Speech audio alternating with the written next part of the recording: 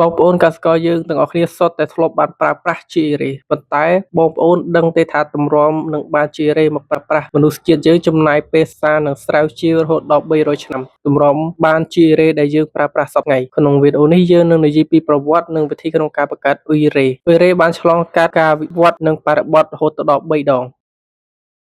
បរិបទទី1របបកំផុយដំបូងក្នុងឆ្នាំ1773ដល់ឆ្នាំ1828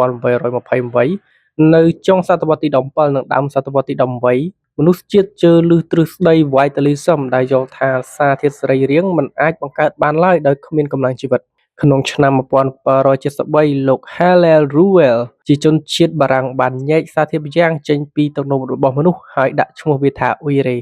វាគ្រាន់តែជាការរកឃើញសារធាតុដែលមានស្រាប់នៅក្នុងធម្មជាតិប៉ុណ្ណោះក្នុងឆ្នាំ1828លោក Friedrich Wöhler ជាជនជាតិអាល្លឺម៉ង់បានព្យាយាមសំយោគសារធាតុអាម៉ូញ៉ូមសៃណាណេតនៅក្នុងមន្ទីរពិសោធន៍តែជាលទ្ធផលលោកបែរជាទទួលបានក្រាមពណ៌សដែលមានលក្ខណៈដូចគ្នាទាំងស្រុងនឹងអ៊ុយរ៉េនៅក្នុងទឹកនោមសារៈសំខាន់នៃការរកឃើញនេះបានបង្ហាញថាមនុស្សអាចបង្កើតសារធាតុសរីរាង្គចេញពីសារធាតុអសរីរាង្គបានវាជាចំណុចចាប់ផ្ដើមនៃគីមីវិទ្យាសរីរាង្គទំនើបបរិបទទី2ការឈានទៅរកការផលិតខ្នាតឧស្សាហកម្មក្នុងឆ្នាំ1870ដល់ឆ្នាំ1920នៅចុងសតវត្សទី18និងដើមសតវត្សទី19ទោះបីដឹងពីរបៀបក្នុងការបង្កើតអ៊ុយរ៉េក៏ដោយប៉ុន្តែការផលិតក្នុងបរិមាណរាប់លានតោនសម្រាប់វិស័យកសិកម្មត្រូវការវត្ថុធាតុដើមថោកនិងបច្ចេកវិទ្យាខ្ពស់ជាងមុនការរកឃើញរបស់លោក Bazarov ជាជនជាតិរុស្ស៊ីក្នុងឆ្នាំ1870លោកបានរកឃើញថាអ៊ុយរ៉េអាចផលិតបានតាមរយៈប្រតិកម្មរវាងអាម៉ូញ៉ានិងកាបូនឌីអុកស៊ីតនៅក្រោមសម្ពាធនិងកម្ដៅខ្ពស់រួមមុននេះនៅតែប្រើប្រាស់រហូតដល់បច្ចុប្បន្នរបបកំហើញរបស់លោក Haber និង Bush ក្នុងឆ្នាំ1909លោក Fritz Haber និង Carl Busch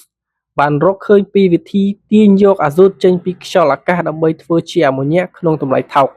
នៅពេលមានអាម៉ូញ៉ាក្នុងបរិមាណច្រើនរោងចក្រអាចផលិតអ៊ុយរ៉េក្នុងខ្នាតយក្សបានភ្លាមៗបរិបទទី3ដំណើរការផលិតអ៊ុយរ៉េក្នុងរោងចក្រទំនើបបច្ចុប្បន្នអ៊ុយរ៉េត្រូវបានផលិតតាមរយៈដំណាក់កាលគីមីពីរយ៉ាងធំៗហៅថា Busch Messer ដំណាក់កាលទី1ការបង្កើតអាម៉ូញ៉ូមកាបាមេតដោយបញ្ចូលរវាងអាម៉ូញ៉ានិងកាបូនឌីអុកស៊ីតដុតក្នុងកម្ដៅនិងសម្ពាធបរិយាកាសខ្ពស់គេនឹងទទួលបានអាម៉ូញ៉ូមកាបាមេតបន្តមកក្នុងដំណាក់កាលទី2គេយកអាម៉ូញ៉ូមកាបាមេតទៅដុតម្ដងទៀតក្នុងសម្ពាធនិងកម្ដៅខ្ពស់គេនឹងទទួលបានអ៊ុយរ៉េនិងទឹកបន្តមកគេយកម្សៅអ៊ុយរ៉េលុញទៅជាគ្រាប់ដើម្បីយកមកប្រើប្រាស់មុនពេលមានជីអេរ៉េកសិករពឹងផ្អែកលើលាមកសត្វឬជីធម្មជាតិដែលមានជាតិអាសូតទាបពីបរិមាណ1ទៅ5%ប៉ុណ្ណោះអ៊ុយរ៉េបច្ចុប្បន្ននេះមានអាសូតរហូតដល់46%គឺជាជីដែលមានសារធាតុអាសូតប្រមូលផ្ដុំខ្លាំងបំផុតដែលជួយឲ្យរុក្ខជាតិលូតលាស់ស្លឹកនិងដើមបានយ៉ាងល្អនៅចន្លោះឆ្នាំ1950ដល់ឆ្នាំ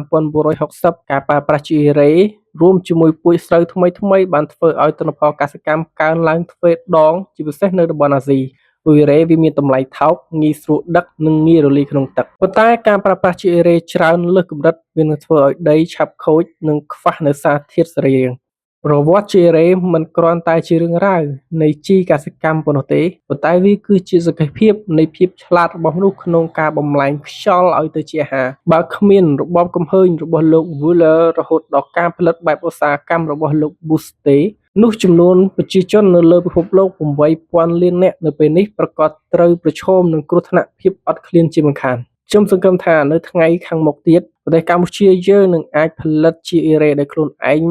ដោយមិនចាំបាច់ពឹងផ្អែកទៅលើប្រទេសដទៃដោយសារតែជីអេរ៉េគឺអាចផលិតបានគ្រាន់តែទាញខ្យល់ពីបរិយាកាសដូចជាពពួកនីត្រូហ្សែននិងកាបូនឌីអុកស៊ីតដែលមានច្រើននៅលើបរិយាកាសអាចផលិតទៅជាជីអេរ៉េឲ្យជាកសិករយើងប្រើប្រាស់ក្នុងតម្លៃថោកអរគុណបងប្អូនប្រជាកសិករទាំងអស់គ្នាជួបគ្នានៅក្នុងវីដេអូក្រោយបើសិនជាបងប្អូនត្រូវការជីបំពន់ដែលល្អនិងជីបំពន់ដែលផលិតដោយកូនខ្មែរបងប្អូនអាចជ្រើសជីបំពន់ស្លឹក3បានដោយសារតែជីបំពន់ស្លឹក3មានរូបមន្តពិសេសអាចជួយដំណាំបងប្អូនអាចលូតលាស់បានល្អនិងទិន្នផលច្រើន